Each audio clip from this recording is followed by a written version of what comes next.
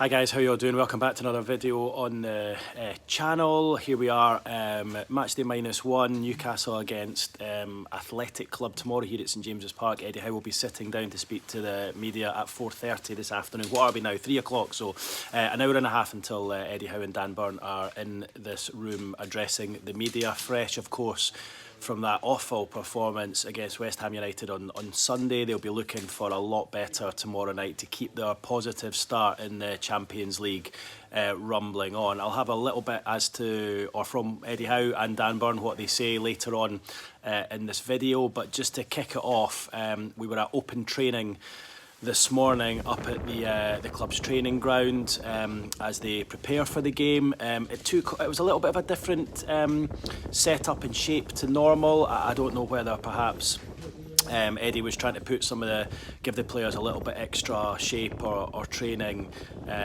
on the back of that defeat on Sunday. Normally the players come straight out and do their warm-up, but on this occasion I think they did some extra shape and some tactical work for around half an hour before they actually came down and warmed up. But as you can see from my pictures that I'm going to float over this video, the vast majority of the squad were there. Of course, the big news line from today was there was no Bruno Guimarães at training this morning. Didn't even notice that one until after I'd left. A bit like the Sandro Tonali situation ahead of the last Champions League game. Bruno was not there this morning. I'm told that he's been suffering from a slight illness. I think I actually saw some pictures of him before the West Ham game, sort of holding his stomach when he was speaking to one of the physios, one of the medical staff. So perhaps he was struggling with something before the game. But of course he played against West Ham. Newcastle played terribly, I think we can all agree. Eddie very strong with his comments afterwards. It was very unlike him, I have to say. But he didn't train this morning. Now, I think the players were given a day off yesterday. They were doing some recovery. I think they had some sort of spa and wellness treatments to try and get themselves back up to speed. But back training today, no sign of Bruno Guimarães. I'm told he was inside recovering on his own, away from the rest of the squad. And the good news is there is hope that he will be available for the match here at St James's Park tomorrow night. So listen, we'll get Eddie Howe on that at his news conference this afternoon, probably give us a little bit more detail on that. Remember, of course, it was a similar situation for Sandro Tonali ahead of the last match against Benfica. He had that illness and actually ended up missing out. I think he was on the bench against Benfica, wasn't he? Eddie decided not to take a chance with him, came back in against Tottenham, and he's fine, and he's back up to 100% as we saw against Spurs last week. Maybe not quite so much against West Ham on Sunday, but he wasn't the only one, shall we say. So yeah, that was a big news line. In further injury news, Kieran Trippier was there at training this morning. Now, the club put out a statement when the team news dropped on Sunday, an hour before kick-off, saying that the reason Trippier was missing was due to illness. He was at training this morning, which of course is good news to you guys. With Tino Livramento out injured, you need Kieran Trippier in there at right back. And I thought it was a big miss on Sunday. Emil Kraft has not played a lot of football, and I think it was maybe just one game too far off the back of Spurs 3 nights earlier. He, of course, was one of the 3 players who was hooked after 45 minutes on Sunday. So Trippier back there in training this morning, in group training. Interesting to hear what Eddie Howe has to say on whether he will be available tomorrow night, and if not, what he will do in that right back position, because Tino Livramento, we saw him again this morning at training. He was training alone, and while he's close to a return, I think I'm pretty certain this game will come too far, and I'm sure Eddie Howe will confirm that at his press conference later on. So, I don't know what he does. Could he even bring in Lewis Hall left back and move Dan Burn to right? I'd be asking a lot for Dan Burn to play there, but I think he probably would do it if you asked him.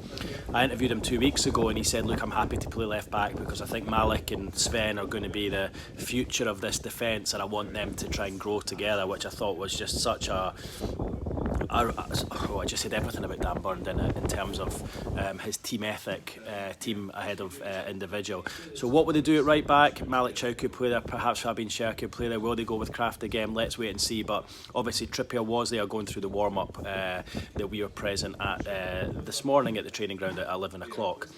So that's it in terms of news, in terms of injury news, unless Eddie comes out with something different today.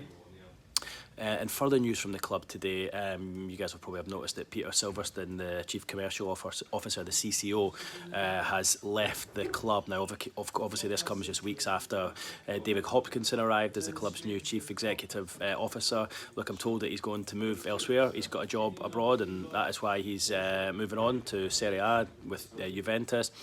But it feels very much like it's the first of potentially a number of changes under David Hopkinson, and of course Ross Wilson, the new sporting director, are in the door as well. So a couple of changes behind the scenes already for both the men's team and the women's team in the last couple of weeks. But yeah, it feels very much like David Hopkinson, from speaking to him, his expertise lies in commercial.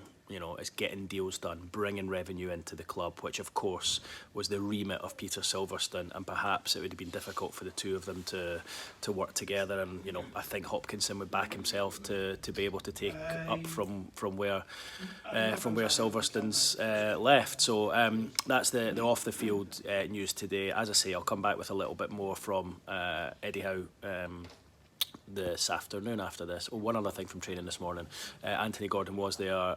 He was taken off at half time on Saturday. It was one of the 3 changes. I think Eddie Howe said afterwards that he was it a hip problem, or he was suffering from a slight injury. He was back there training this morning, looked fine, so that's good news. Although he's not been in great form in the Premier League, wow, how good is his record in the Champions League this season? 4 goals in 3 games, scored in every game, and you'd imagine, despite the fact he's not playing too well in the Premier League, he'll go into this game tomorrow night full of confidence. So we'll check on that one from Eddie Howe later on as well. So that's it from me just now. I'll be back post press conference. Cheers, guys.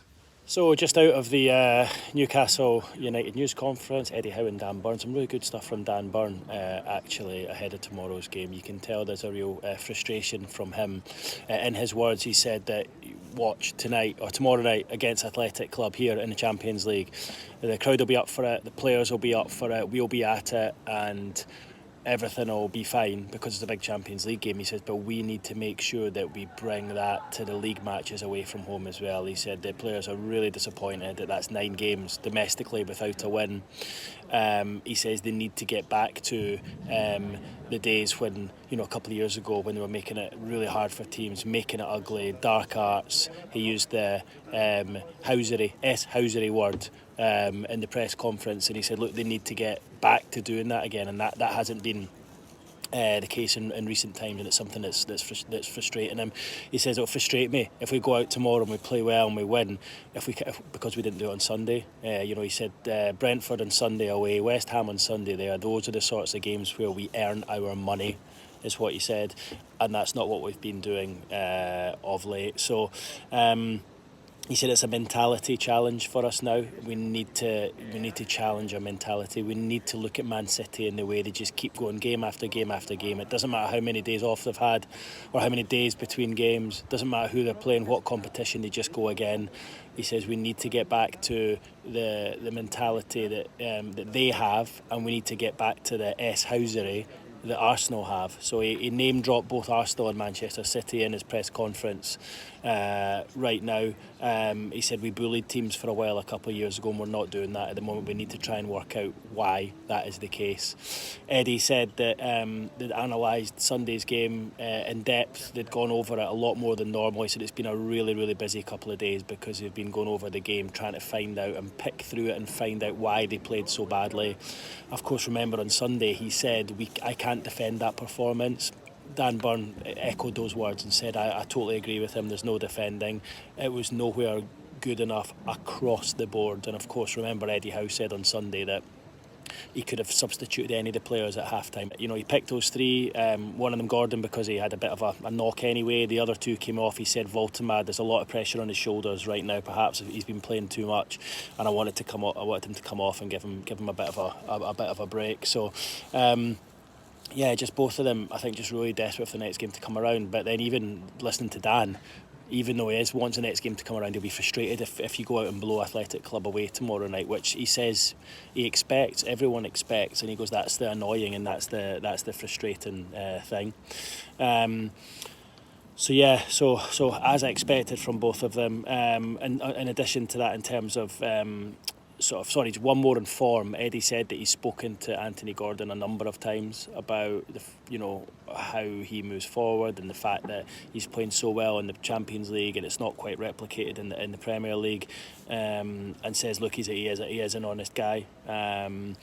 And he said he's a driven player and he'll know and look, it's just something. I think it's pretty head scratching for everyone involved, but I think you guys are probably going to have to accept that this season might be a season where you don't finish in one of the European places, or maybe you do finish 7th or 8th, just outside, certainly outside the Champions League places, but it might be a season where you finish towards mid-table, 10th, 11th, 8th, something like that.